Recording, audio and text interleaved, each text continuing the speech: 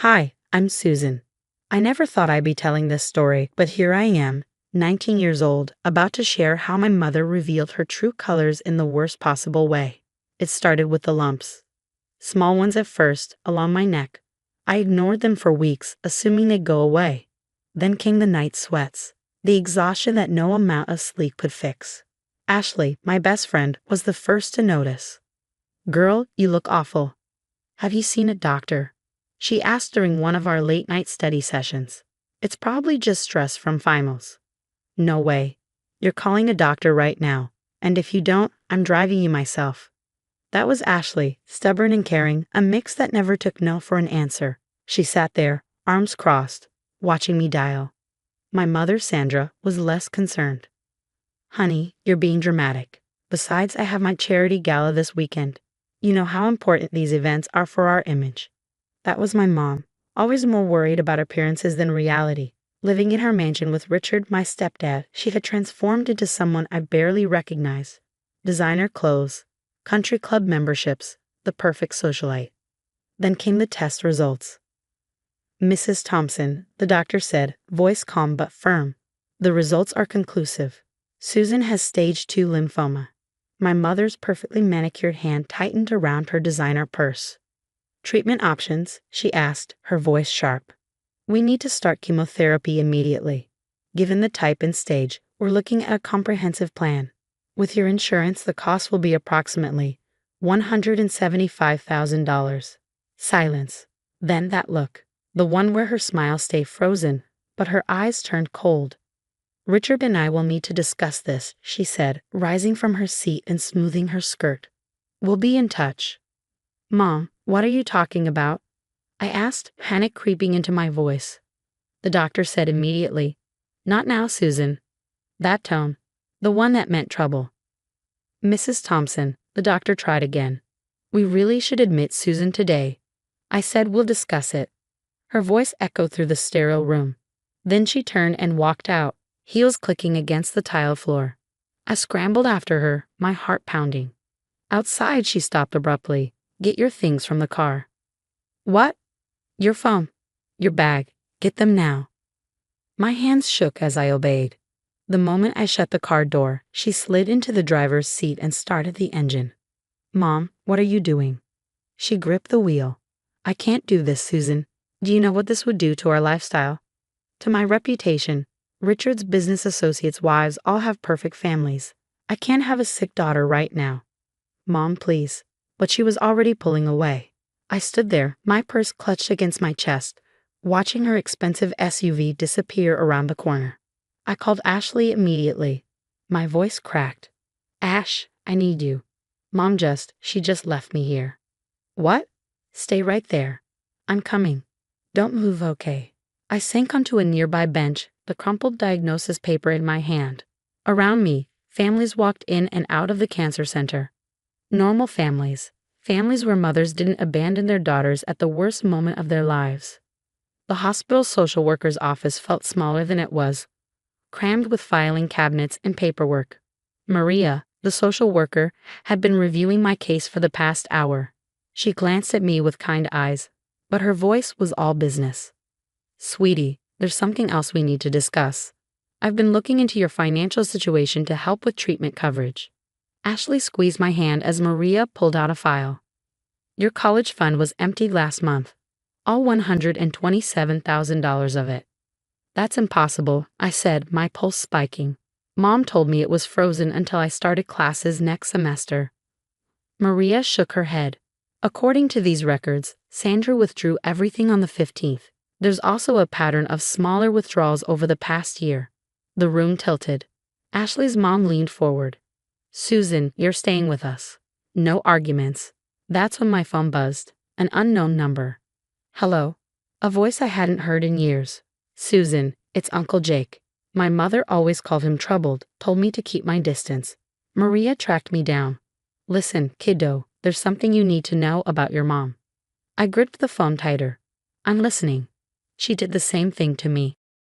When I was 16, I got sick. Different diagnosis, same story. My mother cleaned out my trust fund, claiming it was for my treatment, but the money never went to hospital bills. Instead, I ended up living with our grandparents, while she went on with her life, like I had never existed. My stomach twisted. What happened to the money? Check your mom's social media, Uncle Jake said over the phone. Look at the dates of the withdrawals from your account. Ashley was already pulling up Instagram. And there it was. Posts lined up perfectly with the dates my college fund had been drained. Mom, lounging at a luxury spa in Switzerland. Mom, on a designer shopping spree. Mom, posing next to a brand new sports car. Self-care journey, the caption read. Ashley zoomed in on another post. That necklace she's wearing, Susan, isn't that the one she said was a family heirloom? I swallowed hard. Yeah. Except according to the caption, she just bought it at Cartier. $40,000 worth of family heirloom. Maria, the social worker, cleared her throat. There's more. I barely had time to process before she slid another file in front of me. Your mother had access to a custodial account set up by your biological father. That's been drained too. My hands clenched into fists. Those funds were supposed to be for emergencies. For something exactly like this. Uncle Jake's voice crackled through the phone. I'm catching the next flight out. Don't let her near any other accounts. Ashley's mom pulled me into a hug. We'll figure this out, sweetheart. The important thing is getting you healthy.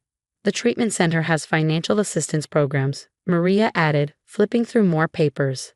And given your mother's documented pattern of financial abuse, we have options for legal recourse. But I barely heard her. I was still staring at my mother's Instagram page. At her carefully curated life, built with stolen money. My money. Money that was supposed to save my life. Uncle Jake, what made her like this? He exhaled heavily. She's always been this way, kiddo. Some people just hide it better than others. But this time, she's not getting away with it. That night, Uncle Jake spread the documents across Ashley's dining room table. Each paper revealed another piece of Mom's twisted history. Look at this, he said grimly. She did the same thing to 3 different relatives. Emptied their accounts, disappeared, then showed up years later like nothing happened. Ashley recorded everything on her phone. The dates matched perfectly with her social media posts. Every time she drained an account, she went on these crazy shopping sprees. And then my phone started buzzing. Texts. Calls. Mom. Now that the local news had picked up the story, mother abandoned sick daughter at cancer center. She was desperate to fix things. Sweetheart, you're making our family look terrible. Just come home and we'll sort this out. Can't we just move past this unfortunate misunderstanding? Think about what this is doing to Richard's business reputation. Ashley's dad glanced over my shoulder at the messages. Keep everything. Every text, every voicemail. We're building a case. Then came the hospital's annual charity gala. She didn't know I'd be there. Maria had arranged for me to speak, an anonymous patient sharing the struggles of young cancer survivors. I was backstage when I heard her voice. I've donated thousands to this hospital, she was saying, smooth as ever. My daughter Susan is a patient here. She's just confused right now, going through a difficult time. I stepped onto the stage. My headscarf was neatly arranged, my hands steady. Really, Mom? My voice rang through the hall. Is that what you call stealing my college fund and abandoning me after my diagnosis? Silence. Richard, my stepdad, stood up from his table. Sandra, what is she talking about? Her smile barely faltered. She's confused, Richard. The illness is affecting her judgment. Uncle Jake's voice cut through the room. Should we talk about what happened when I got sick at 16, Sandra? Or about Cousin Anna's trust fund? Mom's mask cracked. You shut your mouth, she snapped, her voice shrill. You've always been jealous of my success. Uncle Jake laughed bitterly. Success? You mean the money you stole from your sick daughter? She lunged toward the stage. Her designer dress caught on a chair. You ungrateful brat. I gave you everything. My heart pounded. But my voice didn't shake. You gave me nothing. You took everything. Richard turned to Uncle Jake, eyes scanning the documents. His face turned ashen. The company donations, Sandra, tell me you didn't. Her mascara was running now. Richard, baby, I can explain. Explain what? He shot back. How you've been stealing from your own daughter? From the hospital's charity fund. Desperate, she turned to the crowd. You don't understand. I deserve nice things. I've worked so hard to fit in with all of you. Ashley stood up, phone still recording. Is that what you call stealing from cancer patients? Working hard? Mom lost it, screaming, pointing at everyone. They're lying. They're all lying. I'm the victim here. Security started moving in. Richard turned to Maria. Get me the treatment paperwork. I'm covering everything. And as they dragged her from the ballroom, her shrieks echoed against the walls. You can't do this to me. Do you know who I am? Turns out, we all finally did. 6 months into my treatment, the courtroom felt colder than the chemo room. The prosecutor laid out everything. Every stolen dollar. Every abandoned relative. Every manipulative message. Mom sat at the defense table in last season's clothes, looking smaller without her usual designer labels. The defendant showed a clear pattern of financial exploitation, the prosecutor stated, targeting Miss Thompson during her medical crisis. Under state law, her daughter's cancer-related dependency classifies this as elder abuse despite her young age. The evidence was overwhelming. Uncle Jake's medical records, the drained accounts, the texts, the videos from the gala. Mom's old country club friends whispered in the gallery, watching their former queen bee fall from grace. In light of the defendant's actions, the prosecutor finished, "We're seeking the maximum penalty." Richard testified about the missing charity funds. And Mom? She just sat there, silent. For the first time in her life, she had nothing left to say. She didn't just steal from me. She stole from other cancer patients through our foundation. Mom's lawyer scrambled for damage control. My client was simply maintaining her family's standard of living by stealing her daughter's cancer treatment money. The judge wasn't having it. The verdict came fast. Guilty, on all counts. Mom's perfectly styled hair couldn't hide her shock when they led her away in handcuffs. Outside the courthouse, Richard handed me a folder. The divorce is final. I've set up a trust for your ongoing care, one only you can access. 3 more months of treatment followed. But this time, something was different. I had real support. Ashley and her family, Uncle Jake, Richard. Even my nurses celebrated each small victory. And then came the day we'd been waiting for. My scan results were clear. No sign of cancer. We planned a small celebration at Ashley's house. Nothing big, just my real family, the people who had stood by me. That's when Mom showed up. Fresh out on bail pending appeal, wearing a knockoff designer dress. I'm here to celebrate my daughter's recovery. Ashley's dad stepped in. Sandra, you need to leave. She scoffed. You can't keep me from my own daughter's party. I'm her mother. Uncle Jake's voice was ice. A mother who stole her daughter's cancer treatment money. Her eyes darted between us. I did everything for her. I sacrificed. I finally found my voice. You sacrificed nothing. You stole everything. And you are not welcome here. But I'm your mother. You have to forgive me. I met her gaze, steady and unwavering. I don't have to do anything.